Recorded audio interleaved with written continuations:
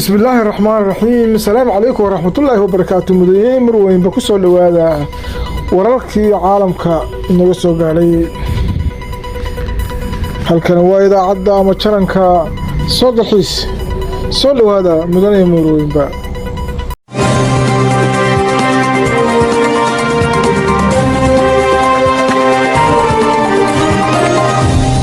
waxaan ugu aaminsanaa Suldaan Nuux Jaamac inuu ahaa shakhsiga qura amba hadiga dawladda ee halka bulshadu ku ilaashanaysay uu ilaalinayay baan ayaan aaminsanahay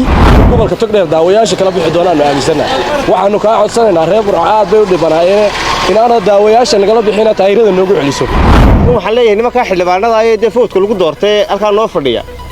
in ma adeerayaal uga caliyeelin cod baan ugu doorano cadceed bay idin taagnayn bilaash isgumaanaan dooranay gobolka Burco wax ku soo kordhiya wax u qabta dadkana wax u qabta magaaladana wax u qabta idinkuna kala xishoodo dawladda ilaaliya dadkana ilaaliya Suldaan iyo Maxamed Case labada nin ugu mudan bay noola muuqdeen hadaan bulshada gobolka Togdheer nahay maalinimadii shalay ayay ahayd markii golaha deegaanka degmada Burco ay yeesheen kalfadhi aan caadi ahayn kaas oo xilka kaga xayuubiyeen maayir ku-xigeenkii hore isla markaana ay ku doorteen maayir ku-xigeen cusub haddaba qaar ka mid ah shacabweynaha ku dhaqan magaalada Burco ee xarunta gobolka Togdheer ayaa wax ka weydiiyay isbeddelka ka dhashay golaha deegaanka degmada Burco wana kuwan qaar ka mid ah shacabkaasi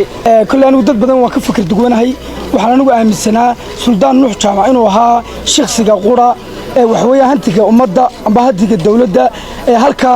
bulshadu ku ilaashanaysay uu ilaalinayay baan ayaan aaminsanahay golaha deegaanka hal baan leeyahay waayo 4 sano joogna 4 sano waa maray sariyanayeen iyo maray meesha boobayeen sanad baa u haray sanadkaana wixii qaadanayana qaataan yaana nagu soo noqon namana oran karaan noo kordhiya noo aragtida saamka golaha deegaanka Burcadaan ka dhigto waxa weeye ni hortay nama yar meesha kooto ugu xiranta gabiga xalay gobolka oo qabanayaan habeenada ma jirto gabiga waxay noqotay qabiil bay noqoto meesha inama yar baa riwaayasana Yurub ka yimi gobolku ma baahna in laga riwaayasado gobolku wuxuu baahan wax loo qabto in wax lagu soo kordhiyo xildhibaanada hadda la doortay foodka lagu doortay ma xildhibaanadii maanta xifaaltami lahaa baaskoolaha soo cabaysan lahaa waxa weeye wax xildhibaanadii maanta Burco horumarinteeda iyo mideynteeda iyo waxa weeye haday caafimaad noqoto haday wax walba noqoto ka shaqeyn lahaa ma aha xildhibaanadii baaskoolaha soo cabaysan lahaa ninka kale Suldaan Nuuxna waxaan leeyahay fursadoodu meesha kuma habooneen markii horeba ragga markii hore waa iska dhaliilaysa waxba iska lahayd laakiin wax waliba daaha laga qaadaa oo adiga ceebtaadi daaha laga qaaday laakiin rag badan baa doonaysa tooda daaha ka qaado ninkan kale imka yimi isna tusbaxista waxaan leeyahay barnaamijyada soo dhaw kuwii hore aragnay wal adigu wala wareegnaa wax qabato Soomaad garan laakiin waxaan leeyahay nimanka xildhibaanada ay deefoodka lagu doortay halka noo fadhiya in ma adeerayaal uga caliyeelin cod baan ugu doorano cadceed bay idin taagnayn bilaash isgumaanaan dooranay gobolka Burco wax ku soo kordhiya Burco mideynteeda iyo horumarinteeda iyo ma garanaysa haday caafimaad noqoto haday aqoon noqoto wax walba noqoto Burco weynay gobolada ka wax la qaybsataa waayo wax kasta oo Soomaaliland saamigeeda galbeed ma soo dhaafaan Burco waxay u baahan tahay xaqeeda u baahan tahay Burco waxay u baahan tahay wixeeda hesho Burco waxay u baahan tahay in development iyo wax walba ay hesho maaha Burcadii imika halka ku baabay dadkeedu heerka soo yariyaan maaha Burco waa baabaaday waxaan leeyahay dib xoolaha dhaqaalaha berbere waxaan leeyahay xoolaha saylada Burco imaada kasta hargeys wax lagu cashuuraa berbaan lagu cashuuraa Burco waxay doonaysaa xuriyadda inay soo noqoto Burco meel ciyaar maaha Burco waxa weeye meel xadaarad leh waa meel waxa weeye dad waaweyn oo soo yaalo taariikh leh ka soo jeedaan Burco ma meesha laga riwaaysan lahaa inuu ka hadalno isbeddelka shalay ka dhacay gobolka Togdheer waxa weeye wixii waxay noqotay golihii deegaanka inuu dooranayno ugu talagalnay dalka inay wax u qabtaan iyo dadkeena wax u qabtaan oo magaalooyinkeennii ay horumariyaan gebigoodu iyagu way horumarnaya oo iyagii baa isku mashquulsan waxa weeye imka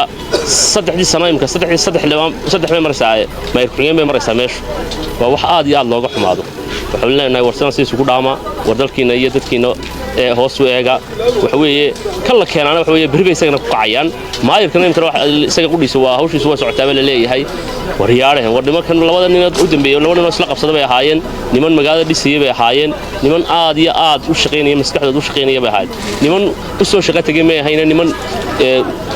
inay wax u qabtaan magaalada u yimi bay ahaayeen oo dantoodii iyo qurbahoodii iyo reerahoodii bay ugu yimi bay ahaayeen nimanka in la daayaabay ahayd waxa weeye nin burco jooga waxa weeye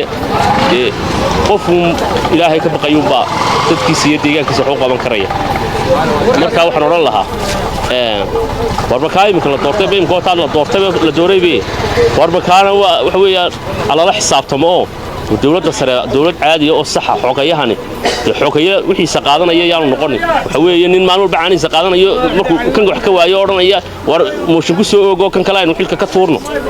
isagiyo barsaab niman ilaahay ka baqayaan noqdaan oo niman dee laaluush qaadanayo oo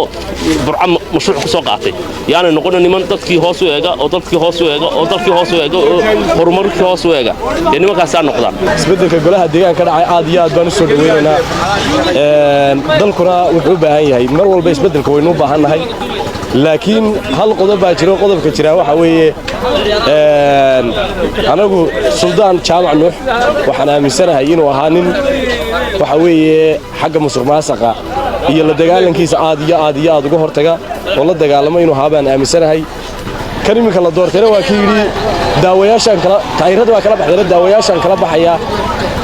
detail wixii uu isagu dhigtay ayuunbaa waxa weeye maalintaa ku hamiyayay uunbaan annagu haddaanu bulshada reer burco nahay aanu ka aaminsannahay inuu gobolka togdheer daawayaasha kala bixi doonaanu aaminsannahay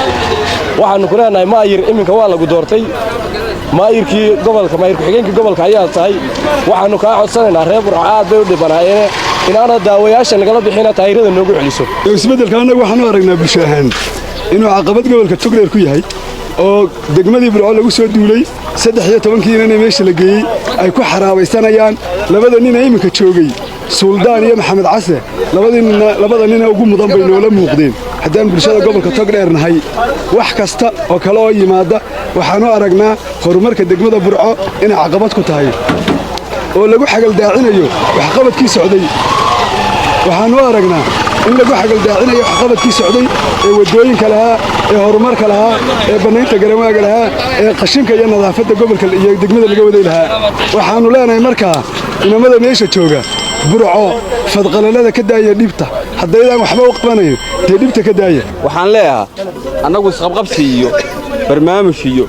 sideeraa noqdatay waxaa uma baahnini dalka wax u qabta dadkana wax u qabta magaaladana wax u qabta idinkuna kala xishoodoo dawladda ilaaliya dadkana ilaaliya